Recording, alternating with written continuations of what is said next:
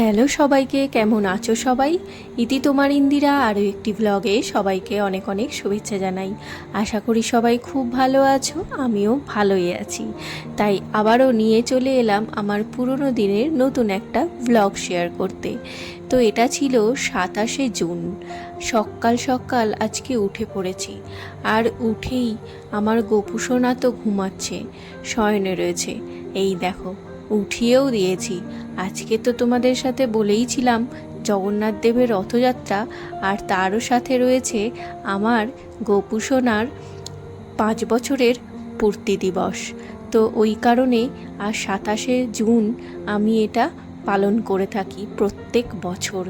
তো চলো, আজকে সকাল সকাল উঠেই দেখো, জগন্নাথ দেবকে স্নান করিয়ে, আমার গোপুকে স্নান করিয়ে, তারপরে একদম রেডি করে ঠাকুরের আসনে পুজো করে দিয়েছি।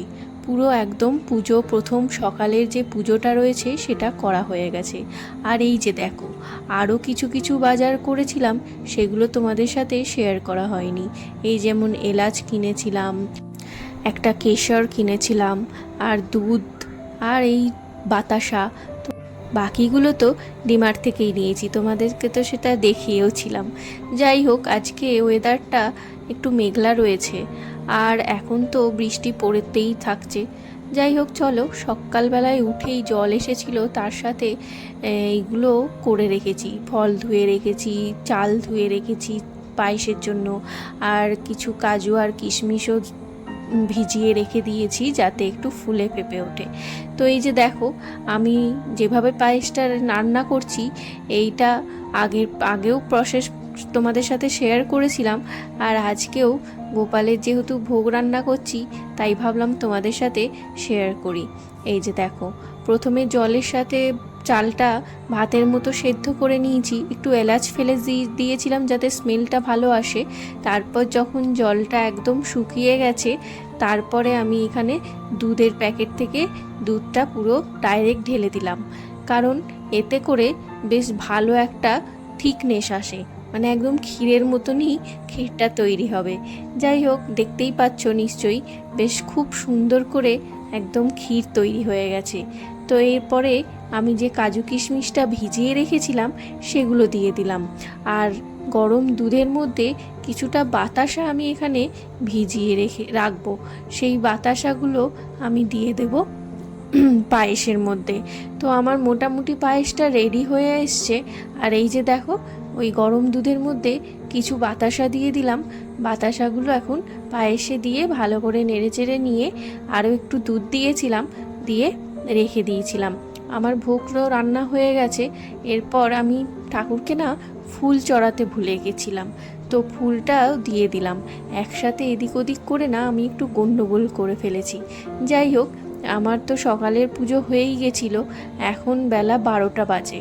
এখন আমি গোপালকে এবং ঠাকুরকে, সমস্ত ঠাকুরকে ভোগ দিয়ে দেব। তো তার জন্য এই যে দেখো, সমস্ত থালা নিয়ে চলে এসেছি, পায়েসও রেডি আর ফলও রেডি। তো এই যে দেখো, ফল কেটে পায়েস ভোগ দিয়ে এখন ঠাকুরকে নিবেদন করব।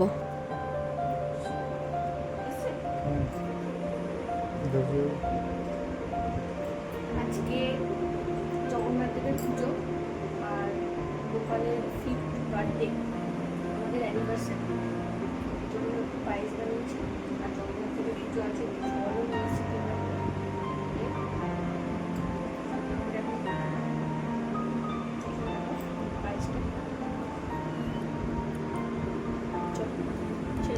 এই যে সুন্দর করে একদম ভোগ রেডি করে দিয়েছি।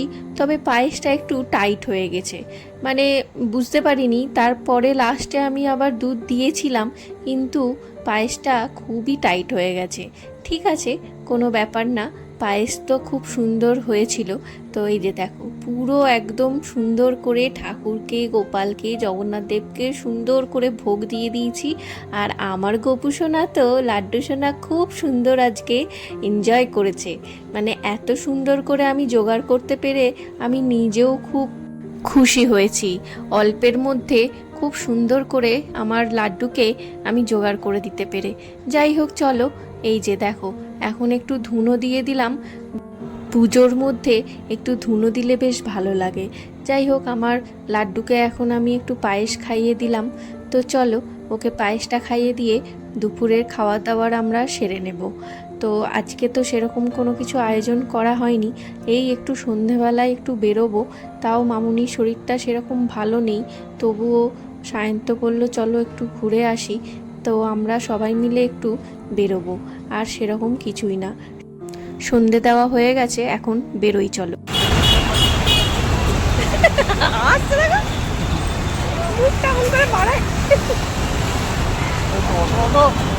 কোথায় যাচ্ছে? শপিং। আরে বাপরে। তো আমরা অটো করে এসেছি, বৃষ্টিও পড়ছিল, এখন একটু কম রয়েছে বৃষ্টিটা। তো আমরা অটো করে এসেছি, এখানে না প্রচণ্ড জ্যাম লেগে গেছে, আর অটোটাও ঘুরিয়ে অন্য রাস্তা দিয়ে এমন করে ঢুকিয়েছে নিয়ে, তো একবারে পুরো জ্যাম জায়গায় চলে এসেছে। তো সায়ন্ত বলল তো এখানেই নেমে পড়ি। তো আমি আর মামুনি নামার সাথে সাথে সায়ন্ত আর নামতে পারেনি, তো ওই কারণে ও অটোতেই রয়েছে। ও মনে হয় ওই দিক দিয়ে ঘুরিয়ে অটোটাকে নিয়েই, মানে টাকা দিতে দিতেই আর কি অটোটা জ্যাম আটকে ছিল, সেই জ্যাম থেকে বেরিয়ে গেছে। তো অটোতেই সায়ন্ত রয়ে গেছে, আর আমি আর মামুনি তো নেমে পড়েছিলাম, কি আর করা যাবে। তো ঠিক আছে, আমরা একটু আগেই নেমে পড়েছি, কারণ ওই জায়গাটায় খুবই জ্যাম পড়েছিল। তো ওই কারণে আমি আর মামুনি এখন হেঁটে হেঁটে যাচ্ছি। আর সায়ন্তকে বলেছিলাম যে নেমে পড়ো তাড়াতাড়ি, একটু আগেই বলেছিলাম, কিন্তু ও শোনেনি, নামবো করে ও অনেকটা লেট করে ফেলেছে। তো আমি আর মামুনি যেহেতু ধারের দিকে ছিলাম, তো আমরা নেমে পড়েছি। তো ও অটোতেই রয়েছে, ও মনে হয় ওই সাইড দিয়ে, এই দিকে মামুনি আসছে, আমরাও আসছি। মামুনি ঠিক করে হাঁটতেও পারছে না বেচারা, আজকে শরীরটা খুবই খারাপ, কোমরের প্রচণ্ড ব্যথা হয়েছে। তো ওই জন্যে যাই হোক, সায়ন্ত বলল বলে তো একটু বেরোলো। আজকে যেহেতু আমাদের অ্যানিভার্সারি ছিল, তো বলল মুখ থেকে তো ফেলতে পারে না, তো ওই কারণে যাই হোক চলো। আর বৃষ্টির মধ্যে আমারও ইচ্ছে ছিল না খুব একটা বেরোনোর, কিন্তু সবাই মিলে তো সেরকম বেরোনো হয় না এখন আর। তো হুট করেই যখন প্ল্যান হলো আর বলা হলো, তো ওই কারণে বেরিয়ে পড়লাম। মামুনিও কষ্ট করে ওই কারণে বেরিয়ে পড়লো। যাই হোক চলো, এখন কোথাও না, ওই আমাদের একটাই ঠিকানা, জুডিও। তো আমরা এই যে জুডিওতে চলে এসেছি। তো এখন প্রচণ্ড বৃষ্টি হচ্ছে, এই টাইমটা প্রচুর বৃষ্টি হচ্ছে। যাই হোক, এখন আপাতত একটু কম আছে, ভালো একদিকে। তো চলো, এই যে সায়ন্ত ওই দিক দিয়ে ঘুরে অটোটাকে নামে এই দিক দিয়ে এলো। যাই হোক চলো, এখন আমরা জুডিওর ভেতরে ঢুকে একটু দেখবো। কালেকশন তো মোটামুটি জুডিওতে ভালোই আছে। তো মামুনিকে বলাতেই মামুনি ওই হিসেবেই আরও বলল তাহলে একটু দেখেই আসি, যা হয় আর কি, ভালোই লাগে দেখতে। তো চলো, এখন আমরা একটু ঘুরে নিই, আর দেখি যদি কিছু কেনার হয় তো কিনবো। দেখা যাক, মামুনিরা তো দুদিন পর আবার কলকাতা যাবে, তো টুকটাক যদি কিছু কেনাকাটি মামুনির ইচ্ছে হয় তো কিনবে। তো ওই কারণেই আরও বেরোনো। তো চলো, এখন ভালো লাগছে, খুব সুন্দর লাগছে। হ্যাঁ, সুন্দর লাগছে। ওইটা পরে দেখো।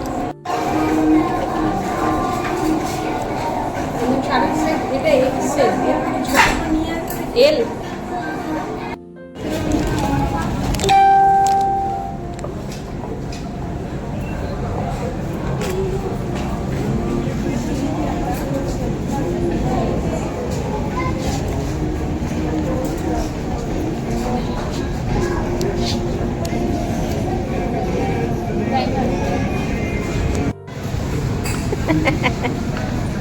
দাদা একটু দেখুন তো কোনটা।